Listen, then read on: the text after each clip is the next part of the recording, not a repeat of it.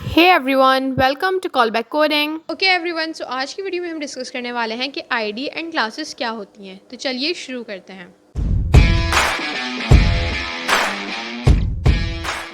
तो सबसे पहले हम बात कर लेते हैं आईडी की कि आईडी क्या होती है। आईडी बेसिकली हमारे पास आइडेंटिफायर होती है। यहाँ पे मैंने एक डिव बना लिया और इस डिव को मैंने दे दी आईडी, मेन डिव लेट्स से।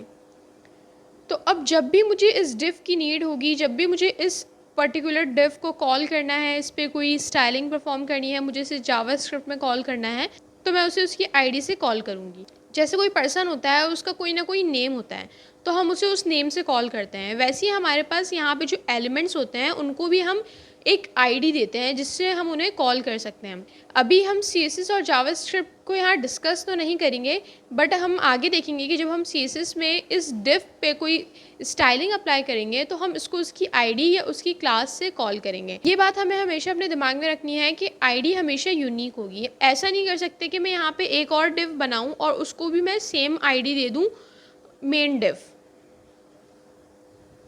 ये पॉसिबल नहीं है।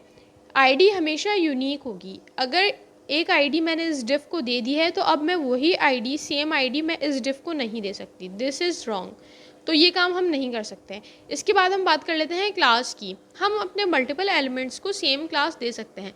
लेट्स सपोज मैंने इसकी क्लास रख दी मेन, राइट। अब यहाँ पे अगर मैंने एक स्पैन बनाया तो मैं उस स्पैन को भी सेम क्लास दे सकती हूँ मेन। हम मल्टीपल एलिमेंट्स को सेम क्लासेस असाइन कर सकते हैं, लेकिन मल्टीपल एलिमेंट्स को सेम आईडी असाइन नहीं कर सकते। वन मोर थिंग कि हम एक एलिमेंट को मल्टीपल क्लासेस भी दे सकते हैं। लेट्स सपोज मैंने इस डिव को क्लास दे दी है मेन। अब यहाँ पे हम एक और क्लास भी लिख सकते हैं। लेट्स सपोज कि मैंने यहाँ लिख दिया माई क्लास।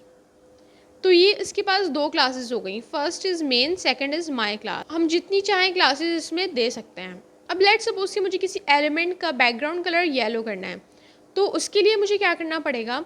मैंने यहाँ पे लिख दिया येलो, इसको मैंने येलो क्लास दे दी। अब इस क्लास पे मैं जाके स्टाइलिंग अप्लाई कर दूँगी CSS में बैकग्राउंड येलो की।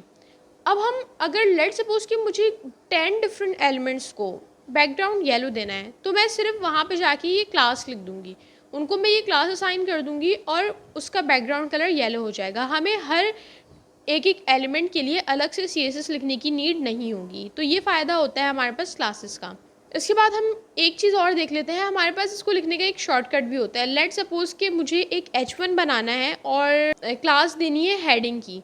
तो मैंने क्या लिखा, मैंने लिखा H1, इसके बाद हम डालेंगे डॉट और मैंने लिख दिया हेडिंग। और जैसे ही मैं एंटर प्रेस करूँगी तो मेरे पास ये इस तरीके से लिखा हुआ आ जाएगा। H1 भी हमारे पास बन गया, ओपनिंग एंड क्लोजिंग टैग। इसके बाद हमारे पास इसमें क्लास भी आ गई हेडिंग की। हम इसमें मल्टीपल क्लासेस भी दे सकते हैं। लेट्स सपोज हम एक P टैग लिखते हैं और उसमें हम क्लास दे देते हैं para1।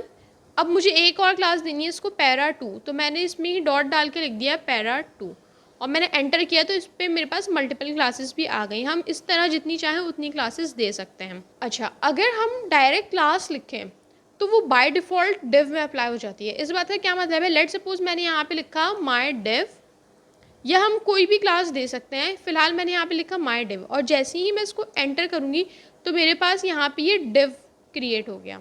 अगर हम इसके अलावा भी कुछ भी लिखेंगे ABC और मैं एंटर कर दूँगी तो ये डिव यहाँ पे हमारे पास क्रिएट हो गया और इसकी क्लास हमारे पास आ गई ABC। तो ये कुछ शॉर्टकट्स होते हैं जो हम यूज़ करते हैं। इसके अलावा अगर हमें कोई डिव बनाना है और मुझे उसको इस बार आईडी देनी है, मुझे उसको क्लास नहीं देनी, तो उसको हम शॉर्टकट में कैसे लिखेंगे। लेट्स सपोज मैंने लिखा डिव।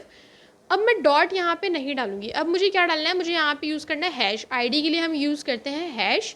और उसके बाद मैंने कर दिया यहाँ पे माई डिव और मैंने एंटर प्रेस किया तो मेरे पास एक डिव क्रिएट हो गया और उसकी आईडी यहाँ पे आ गई माई डिव। ओके, सो ये तो हमने डिस्कस कर लिया है कि आईडी क्लास क्या होते हैं, लेकिन हम इसका एक्चुअल यूज़ तब देखेंगे जब हम CSS अप्लाई करेंगे अपनी HTML के साथ, तब हम इन IDs और क्लासेस को यूज़ करेंगे। Okay guys, so that was it for the video. If you guys have any query, ask me in the comment section and don't forget to like, share and subscribe to my channel Callback Coding. So see you in the next video. Thank you.